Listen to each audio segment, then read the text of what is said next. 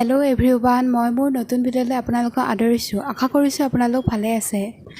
মোৰো ভাল বাৰু। মই আজি বনাবলৈ ওলাইছোঁ নাৰিকলেদি চিকেন। বলকচোন চাওঁ মই কেনেকৈনো নাৰিকলৰ সৈতে চিকেন বনাওঁ। নাৰিকলৰ সৈতে চিকেন বনাবলৈ মই গুড়া নাৰিকল লৈছোঁ অলপমান। এতিয়া মই নাৰিকলখিনি প্ৰথমতে দি দিম। মই গুড়া নাৰিকলটো কিনা লৈছোঁ, আপোনালোকে ঘৰত ৰুকিও ল'ব পাৰে। এতিয়া মই মিক্সিত ধুনীয়াকৈ এইটো পেষ্ট বনাই ল'ম। পানী দি পেষ্ট বনাই ল'ব। এতিয়া মই প্ৰথমতে লৈছোঁ আধা কেজি চিকেন। এতিয়া মই গুড়া কৰি থোৱা নাৰিকলৰ পেষ্টখিনি দি দিম। নাৰিকলৰ পেষ্ট দিছোঁ 2 চামুচ। এতিয়া মই 1 চামুচ চিকেন মছলা দি দিম, 1 চামুচ জিৰা পাউডাৰ, 1 চামুচ কাশ্মীৰী পাউডাৰ, 1/2 চামুচ দিছোঁ ৰেড চিলি পাউডাৰ, জোখমতে হালধি, জোখমতে নিমখ আৰু দিম মই 1/2 কাপ দৈ। ডাঙৰ চামুচেৰে 2 চামুচ মিঠাতেল দি দিলোঁ।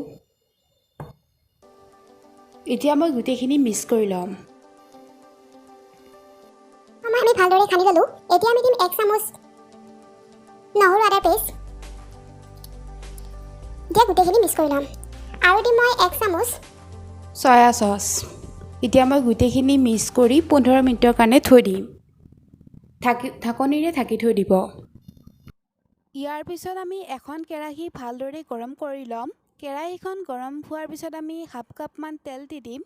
তেলখিনিও ভালদৰে গৰম হ'বলৈ দিব। ভালদৰে গৰম হোৱাৰ পিছত মই 3টা পিঁয়াজ কাটি থৈছিলোঁ, কাটি থোৱা পিঁয়াজখিনি দি দিম। পিঁয়াজখিনি ৰঙা হোৱালৈ মই ভালদৰে ভাজি ল'ম। পিঁয়াজখিনি ৰঙা হৈ গ'ল, ভালদৰে ৰঙা হ'বলৈ দিব। এতিয়া মই মেৰিনেট কৰি থোৱা মাংসখিনি দি দিম। মাংসখিনি দি কম জুইত ভাজিব। এতিয়া মই কম জুইত ভালদৰে ভাজি ল'ম। 1 মিনিটমান ভাজি ল'ম। 1 মিনিটমান ভাজাৰ পিছত মই এখন ঢাকনিৰে ঢাকি থৈ দিম। এতিয়া মই এটা আলু কাটি থৈছিলোঁ, কাটি থোৱা আলুখিনি দি দিম। ভালদৰে লৰাই ল'ম। ভালদৰে লৰাই উঠি মই এখন ঢাকনিৰে ঢাকি 2 মিনিটমান সময় থৈ দিম। জুইটো কম জুইত থ'ব।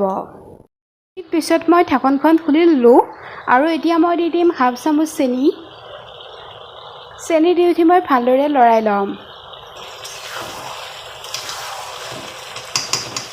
আৰু এতিয়া দি দিম মই 3টামান কেঁচা জলকীয়া।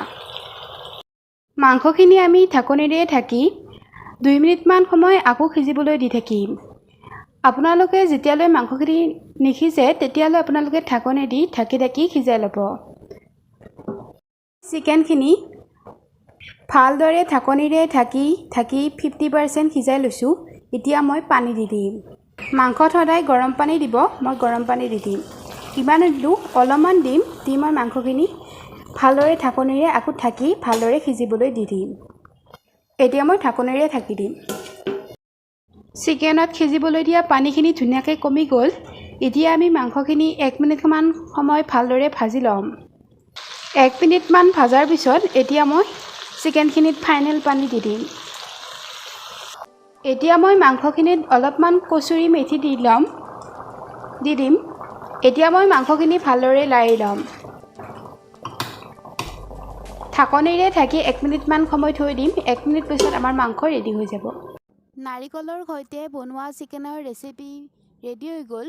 মোৰ যদি আজি ভিডিঅ'টো ভাল লাগিল তেতিয়াহ'লে মোৰ চেনেলটো লাইক কৰিব, কমেণ্ট কৰিব, শ্বেয়াৰ কৰিব, লগতে ছাবস্ক্ৰাইব কৰিব। Thank you everyone.